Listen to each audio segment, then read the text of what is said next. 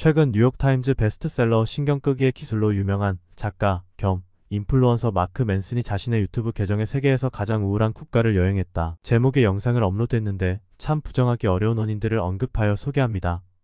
그가 우리나라를 가장 우울한 국가로 지목한 이유를 한 문장으로 정리하자면 유교 문화와 자본주의의 단점이 극대화된 것이 가장 큰 원인이며 과도한 경쟁과 개인을 존중하지 않는 사회에서 각 개인은 자신의 내면을 돌아봐야 한다로 요약할 수 있습니다. 그가 지적한 원인들과 제 생각을 함께 말씀드리겠습니다. 1. 유교 문화의 병폐. 여러분은 유교 문화 하면 무엇이 떠오르나요? 서열 문화, 상명하복, 나이로 위아래 따지기, 남녀 역할 나누기 등이 떠오릅니다. 듣기만 해도 가슴이 매우 답답해지지 않나요? 우리나라에서 유교는 어느새부턴가 꼰대 문화의 상징으로 자리 잡은 것 같습니다. 직장에서는 직원에게 충성을 강요하고 나이를 기준으로 형식적인 예의를 강요하지요. 젊은 세대 입장에서는 더욱더 싫을 수밖에 없는 것 같습니다. 조금 참고 견디면 나중에 내가 그러한 혜택을 받을 수 있다는 확신도 없지요. 기본적으로 우리나라의 유교 문화는 윗사람이 책임을 다하고 베풀며 그 윗사람의 덕에 상응해서 더 어린 사람이 존중을 표시해야 한다는 것일 텐데 지금은 그러한 예를 지키는 것에 형식만 남은 것 같습니다. 자본주의 단점의 극대화. 맨슨은 한국인의 불안, 우울증, 자살률이 높아지는 추세를 언급하며 무엇이 최악의 정신건강 위기라고 할 수 있는 상황을 만드는 걸까라며 왜 그런지 알아보러 왔다고 대한민국 방문 이유를 설명했습니다. 먼저 그는 1990년대 유행한 게임 스타크래프트까지 거슬러 올라갔습니다. K-팝, 스포츠, 대기업의 기숙사 문화 등 한국의 각종 산업에 스타크래프트가 시작한 양성 문화가 뿌리 깊이 박혔고 경쟁의 일상화가 됐다고 분석했습니다. 한국에 15년 거주한 미국인 스타크래프트 프로 해설가 니콜라스 플롯은 내가 여기 처음 왔을 때 놀랐던 것 중 하나가 직업 윤리였다. 그들은 거의 과로할 뻔했으나 어떠한 말도 하지 않았다며 서울 교외의 한 아파트에서 1516명의 게임 플레이어가 2층 침대를 쓰면서 PC방과 비슷한 환경에서 훈련했다고 회상했습니다. 그는 모든 사람이 서로를 밀어붙여 점점 나아지게 하는 작은 생태계가 생기면 한국인이 그 환경을 완전히 지배한다며 자신이 잘하는 일에 전념하도록 강요한 다음 가능한 많은 성과를 짜내기 위해 사회적 압력, 경쟁을 적용하는 공식은 효과적인 것으로 입증됐다고 설명했다. 그러나 동시에 나는 그것이 만들어낸 심리적 부진도 생각할 수밖에 없었다고 덧붙였습니다.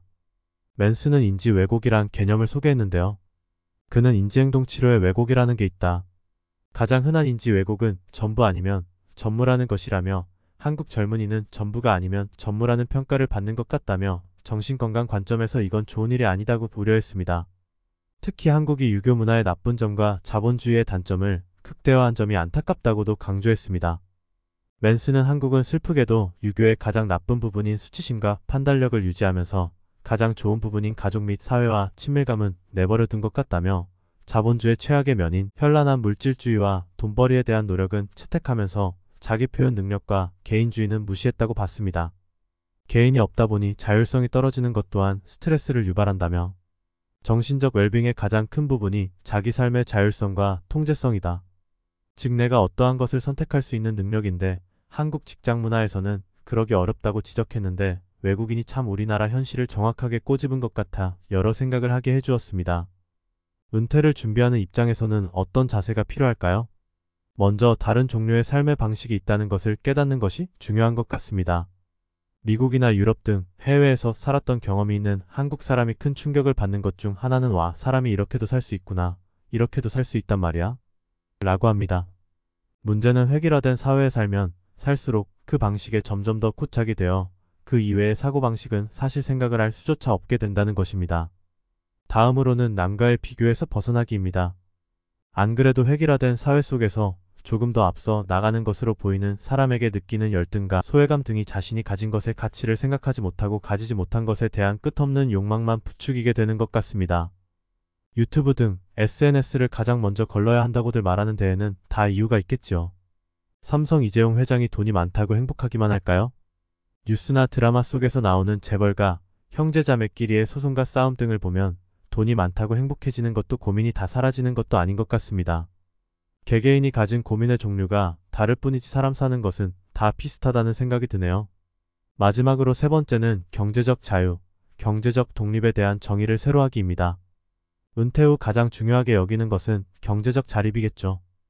보통 경제적 자유, 독립, 자립에 대하여 경제적 욕구를 스스로 충족시킬 수 있는 수준으로 생각하는 경우가 많은 것 같은데, 진정한 경제적 자립은 주어진 경제적 상황에 자기 자신을 맞추어 넣는 능력을 기르는 것입니다. 앞서 언급한 삶의 다양성을 인정하고 남과의 비교에서 벗어난다면 내가 가지고 있는 것에 만족하며 돈이 다소 부족하게 느껴지더라도 그 예산에 맞게 나를 맞춰가는 능력을 키울 수 있을 것입니다. 사이토 다카시 교수는 책 50부터는 인생관을 바꿔야 산다에서 나이 50에는 인생의 성적표를 받는다. 그것은 당신의 통장 잔고이다. 라고 말했는데요. 더 이상의 큰 성공이나 변화는 어렵다는 것으로 이미 성공한 사람은 성공한 대로, 평범하게 살아온 사람들은 평범한 대로, 실패한 사람은 실패한 대로 남은 인생을 맞이하여야 한다고 강조했습니다. 진정한 경제적 자유란 주어진 경제 상황에 자기 자신을 맞추어 넣는다는 것. 여러분이 생각하는 은퇴 후의 모습은 어떠신가요?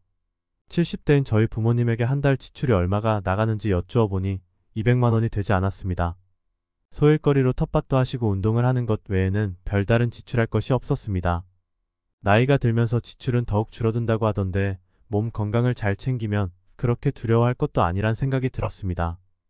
혹시 돈이 조금 부족해도 사는데 큰 지장이 없지 않을까요? 여러분의 생각은 어떠신가요? 감사합니다.